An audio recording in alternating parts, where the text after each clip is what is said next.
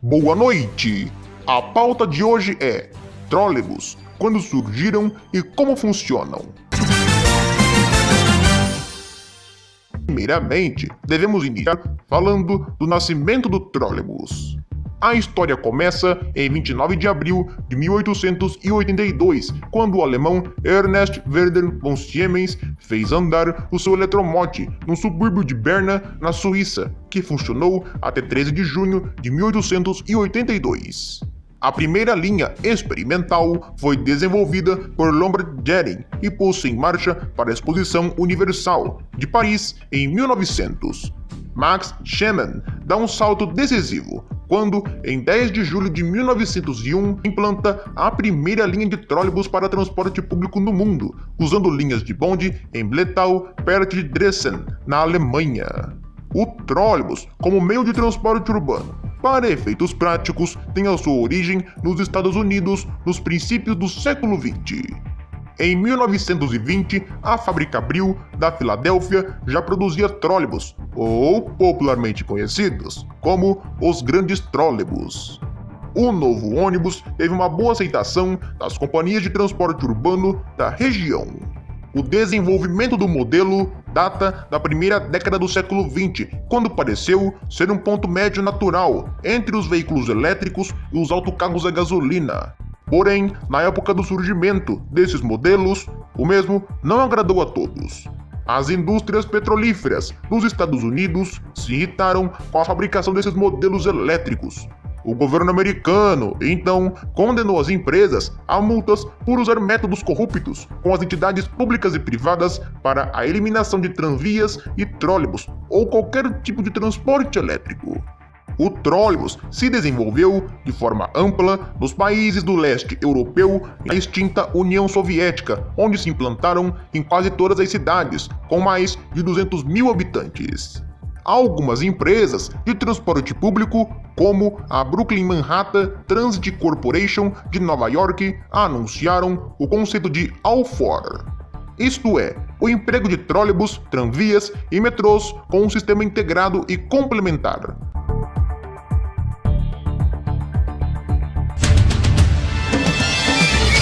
Até nessa época, os trólebus ainda não eram tão populares como seria no futuro. Mas a coisa muda nos anos 30 e 40, muito devido à crise do petróleo, por causa da Segunda Guerra Mundial, onde as cidades começaram a pensar em alternativas ao diesel e à gasolina. A solução mais fácil, então, foi a eletrificação. Porém, muitas cidades e países logo se desfizeram de seus trólebus, esbarrados em custos de operação e manutenção. Atualmente, entre as grandes cidades europeias e americanas, apenas São Francisco, nos Estados Unidos, Coimbra, em Portugal, Zurique, na Suíça e Moscou, na Rússia, continuam com os trólebus em operação. Mas sim, grande parte de cidades que já tiveram esses veículos, hoje não tem um carro sequer em operação para contar história. Claro que o trólebus se aprimorou e se modernizou, sendo usado ainda em cidades que pensam no meio ambiente e no futuro. Ou seja, o trólebus não virou uma peça de museu. A linha de trólebus mais longa do mundo, com comprimento de 86 km, une as cidades ucranianas de Simferopol e Lauta, na costa do Mar Negro. A frota mais antiga desse tipo de ônibus circula atualmente pelas ruas da cidade chilena de Valparaíso.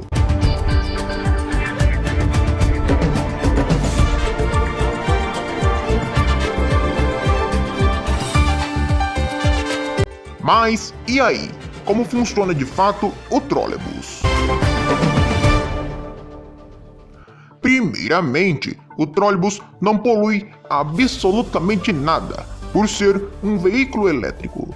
O ônibus é conectado através de uma haste a fios suspensos de energia elétrica, de onde vem a tração elétrica e o combustível do motor.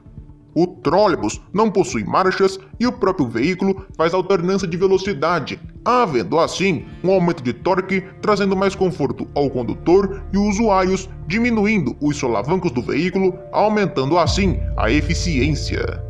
Também não há tanque de combustível e alguns outros componentes mecânicos que fazem com que o veículo tenha menos peso e capacidade para piso baixo. O trólebus tem uma grande eficiência em aclives até maior que os ônibus elétricos modernos e os próprios a diesel. Porém, o veículo tem suas desvantagens, como a própria rede elétrica. Se porventura faltar energia ou um apagão, por exemplo, os trólebus param por não possuírem uma reserva energética. Outro ponto é a eventual ruptura entre as hastes e o fio de energia, o que pode ocasionar atrasos e perrengues nas viagens. Aliás, falando de energia, o trólebus pode dar choque. Você sabia disso? Se porventura alguém encostar naqueles fios traseiros deles, o risco de choque e de morte é enorme. Por isso, os trólebus podem ajudar em muito o meio ambiente, mas também pode ser um risco à vida. Nunca brinque com eletricidade. Aqui no Brasil, os trólebus surgiram há mais de 70 anos. Em 1949, a primeira linha de trólebus foi implantada na cidade de São Paulo, através da CMTC, Companhia Municipal de Transportes Coletivos, ligando o Aclimação à Praça João Mendes. Os primeiros trólebus do nosso país eram importados, porém, logo depois da popularização dos modelos, fábricas nacionais como a Vilares, Grace, Massari e Caio, e mais tarde até a própria CMTC, Marco Polo e Neobus começaram a fabricar seus próprios trólebus. Em 1953, surge o sistema de trólebus de Belo Horizonte, onde havia uma frota de 36 ônibus e 9 linhas. O sistema mineiro, porém, não durou muito e logo, em 1969, os veículos foram repassados para o recém-criado Sistema de Trólebus de Recife, em Pernambuco. Cidades do Rio de Janeiro também já tiveram trólebus, como Niterói, que recebeu 45 veículos em 1953, e Campos, que recebeu 9 veículos. Todos eles importados da Itália e França. Já a cidade do Rio de Janeiro, que na época era a capital do Brasil, tinha um plano ambicioso: criar mais de 60 linhas desses veículos e ter uma frota de 200 carros. Porém, o sistema durou pouco e o projeto também logo foi desativado. Salvador, na Bahia, Porto Alegre, no Rio Grande do Sul e Fortaleza, no Ceará, também receberam vários trólebus, mas os sistemas, infelizmente, devido a inúmeras falhas e problemas, logo também foram desativados. Apenas São Paulo conseguiu manter uma frota de trólebus de vários modelos, com a CMTC chegando a ter 233 veículos em operação. Nos anos 50 e 80 é a vez do trólebus chegar ao interior.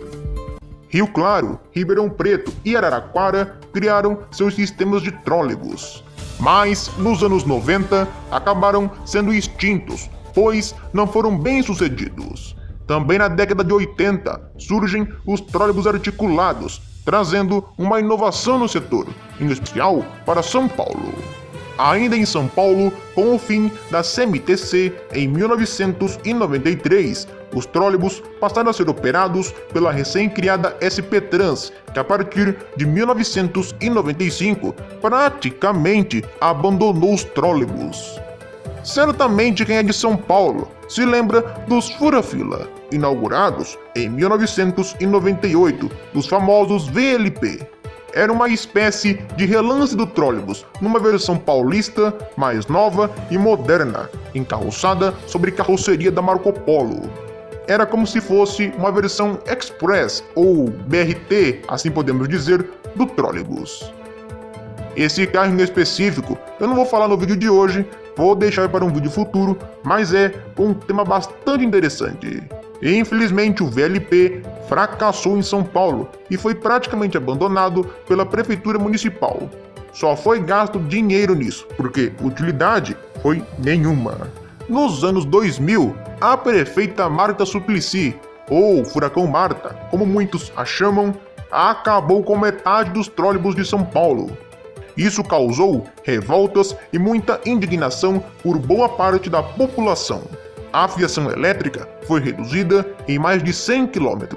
metade do que a CMTC, junto à população, construíram em praticamente 50 anos, foram destruídos assim, num piscar de olhos, um estalar de dedos. Mas calma, os trólebus não foram extintos e lutaram bravamente, e desde 2012, os veículos são operados em São Paulo pela Ambiental Transportes. São ao todo, atualmente, 200 carros em circulação, operando em quase 10 linhas, com 200 km de rede aérea. A frota é composta de carros fabricados pela Caio e Buscar com chassis da Eletra. Atualmente, além de São Paulo, existe o corredor do ABD, na região metropolitana paulista, operado pela Metra, que tem vários ônibus elétricos e trólebus.